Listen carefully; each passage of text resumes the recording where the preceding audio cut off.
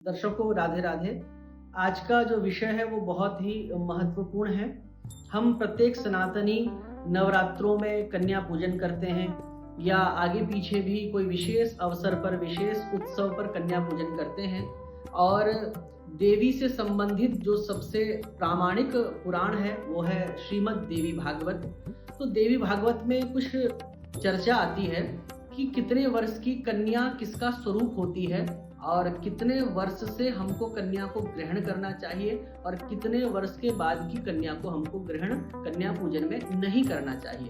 तो देवी भागवत कहता है, एक वर्षा न कर्तव्या कन्या पूजा विधौ नृप परमज्ञातु भोगानाम गंधादीनाम न बालिका। एक वर्षा न कर्तव्या अर्थात जो एक साल की बालिका होती है उसको कन्या पूजन में ग्रहण नहीं करना चाहिए। और उसका आप वैसे भी सामान्य स्थूल कारण भी समझ सकते हैं, क्योंकि वो बच्चा बहुत छोटा होता है और अगर वो किसी के घर में जाएगा तो उस प्रकार की उसका केयरिंग उसकी होती है या नहीं होती है, तो इसलिए सुरक्षा की दृष्टि से भी उसको मना किया गया है। और लिखा है कि कुमारिका तु सा प्रोक्ता द्विवर्षा या भवेद्यः, अर्थात कुमारिका तु सा प्रोक्ता, जो 2 वर्ष की कन्या होती है उसकी संज्ञा है, उसका नाम है कुमारिका। और त्रिमूर्तिश्च त्रिवर्षा च, जो 3 वर्ष की कन्या है उसको त्रिमूर्ति कहा गया है। और कल्याणी चतुरब्दिका, जो 4 वर्ष की कन्या है उसको कल्याणी कहा गया है।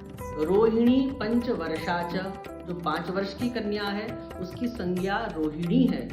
और षड्वर्षा कालिका स्मृता, 6 वर्ष की कन्या को कालिका का स्वरूप माना गया है। चंडिका सप्तवर्षा स्यात्, जो 7 वर्ष की कन्या है उसको चंडिका कहा गया है। और अष्टवर्षा च शांभवी, 8 वर्ष की कन्या शांभवी कहलाती है। नववर्षा भवेत् दुर्गा, 9 वर्ष की कन्या को दुर्गा का स्वरूप कहा गया है। और सुभद्रा 10 वार्षिकी, 10 वर्ष की कन्या सुभद्रा नाम से प्रचलित है।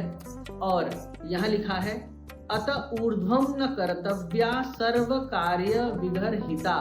क्या लिखा है? अत ऊर्ध्वम न कर्तव्या, इससे ऊपर की कन्या अर्थात 10 वर्ष से ऊपर की कन्या को कन्या पूजन में ग्रहण नहीं करना चाहिए, क्योंकि 10 वर्ष के बाद उस कन्या का मासिक धर्म आदि भी उसमें देखा जा सकता है, इसलिए उसको त्याज्य कहा गया।